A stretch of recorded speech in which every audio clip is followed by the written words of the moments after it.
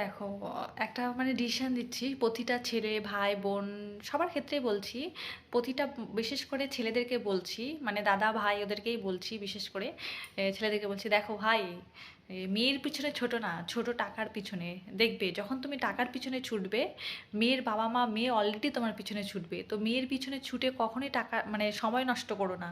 টাকার পিছনে ছোটো, সময়টাকে কাজে লাগাও, দেখবে ভবিষ্যতে কাজে দিবে। আর যখন মেয়ের পিছনে ছুটবে, মেয়ে তোমাকে তো পাত্তা দেবে না, কারণ সে তোমার।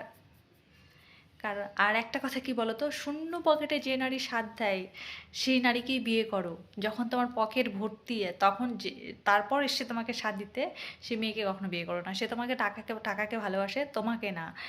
আর যদি একটা মেয়ে শূন্য পকেটে তোমাকে সাথ দেয়, মানে এই শূন্য থেকে বড় করা অবধি, তাকে বিয়ে করো, কারণ সে তোমায় মন থেকে ভালোবাসে, জন্য সে তোমাকে শূন্য পকেটে সাথ দিয়েছে। তো সেই জন্যই প্রতিটা ভাই দাদা সবাইকেই বলবো যে শূন্য পকেটে সাথ দাও, মেয়েকে বিয়ে করো।